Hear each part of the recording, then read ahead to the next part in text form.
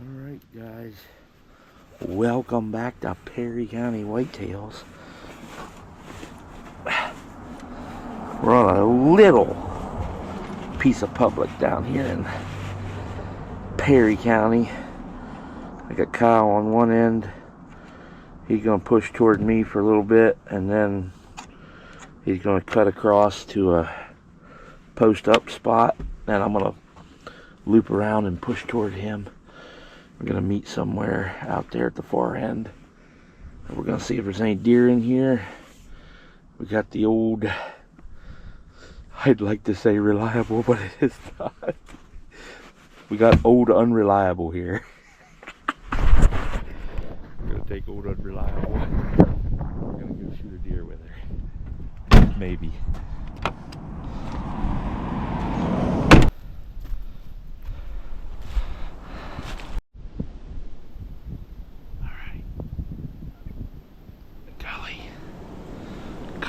Going that way. I'm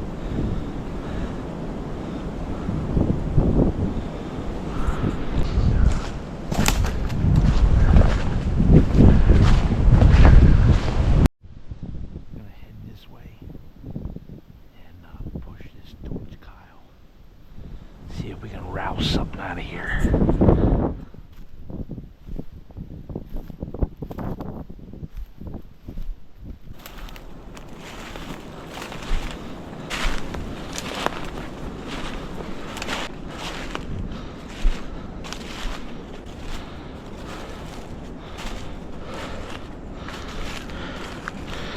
Got fresh tracks here.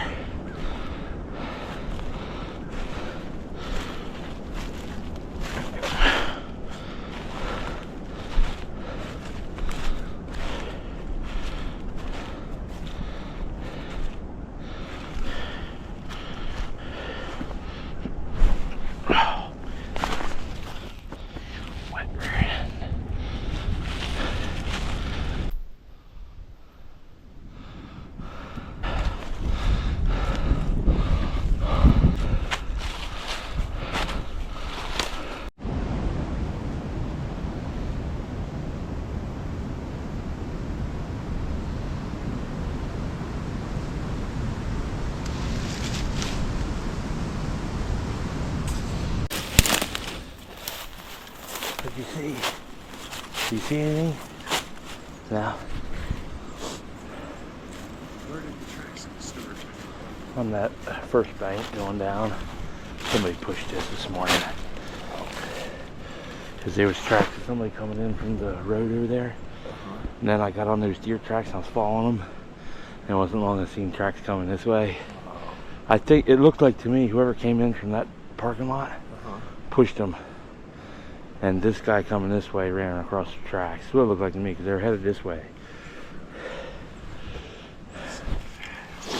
I thought you were going to be all up farther up there. I like a double-minded situation there. I couldn't figure out where I wanted to be. Oh. Tell me you're a flintlock hunter without telling me you're a flintlock hunter. Huh? Not enough light.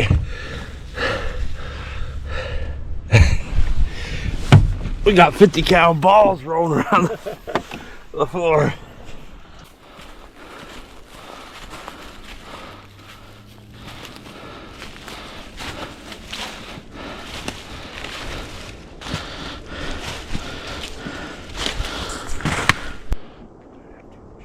I think it'd be better with two pushers. Personally, if you had one guy go out the top to the property line and then one guy circle around, you know what I mean, you'd have, if there's anything in the middle, they'd be more apt to run straight up through because they've seen pressure on both sides. I don't know. I got no idea. Alright, we're back up on the mountain here. I'm going east. I'm gonna stay below this side of the lip of the mountain. My brother's gonna drop down the other side and go east. And hook out, way out around. right side of the mountain, west. And I'm going to flank him on the top edge. So, and then Kyle's gonna be sitting out at the end. Yeah, it sounds complicated. I really just want to walk to where the deer are and shoot them. Anyway.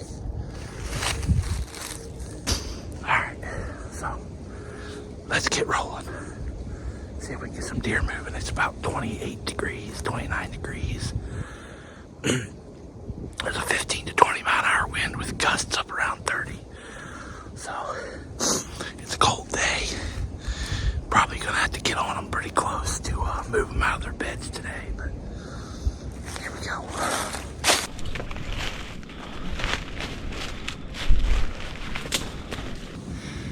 Okay, we're about halfway through the drive and I just heard a shot from Kyle's location, so somebody saw something. What happened?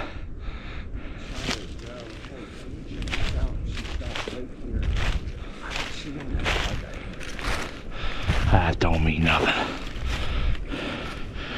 She was right here? And where'd it go? Right down here and then worked her way down and out. How far away was the shot? I was in that tree stand. Yeah. That ain't far. I told Jake he's gonna be mad at me. Why? It worked out perfect. You saw a buck? It trotted right up on this flat and stood there looking. What was it? It's a little 6-point. Yeah. Perfect. And then it finally winded me because I was in that stand. Yeah. It was blowing right to him, and he just turned around. He went right back to Jake. I didn't see anything. Went off first try. Even stopped her. I think I got it all on camera. But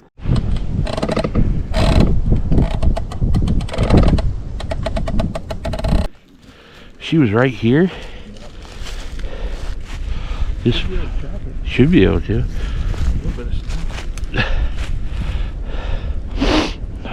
It was just one when you saw her? It was just one? Okay. Alright, get the pocket knives out. Cut off some shirt tail here. What happened? hey, the gun went off. And there was a deer standing in front of it about 50, 60 yards, but I think I missed her. It was a small doe, came through by herself, so. But hey, if you guys want to push again for me, I'll give her another chance. Listen to this guy. What a guy. What a guy. I had a little buck come up first, and he turned around and went right back to Jake, so I don't know. Wasn't a shooter. What's that? It wasn't a shooter. Well, would have followed these running tracks for how far? 60 yards. Yeah. Not a drop of blood, not a hair. All right. She didn't act like she was hit. This is gonna be an expensive shirt tail with all this first light apparel you're wearing. That's why you wear your cheapest stuff when you're muzzleloader hunting. Yeah. Okay. Jake is sitting this time. Me and Kyle are gonna push out the side of this mountain toward him. We got fresh deer tracks all over this trail coming down here, so pretty sure there's deer in here. Let's just hope we can get them moving. Here we go.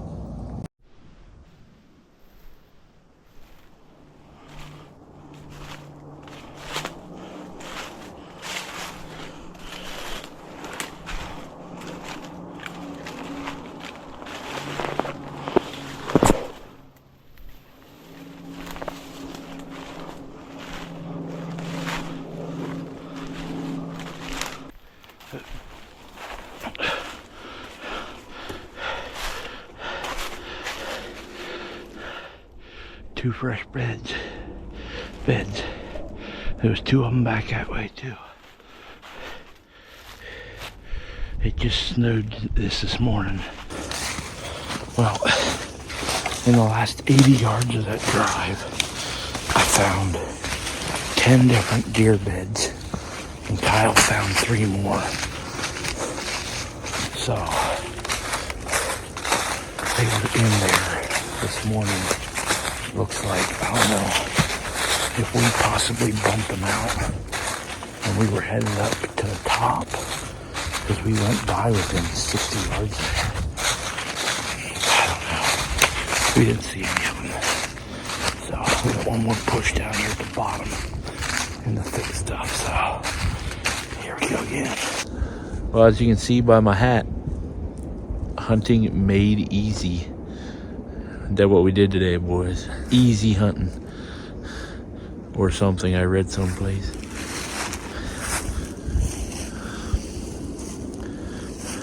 You ever notice when you're wearing a beanie hat and it's over your eyebrows, you're always going like this?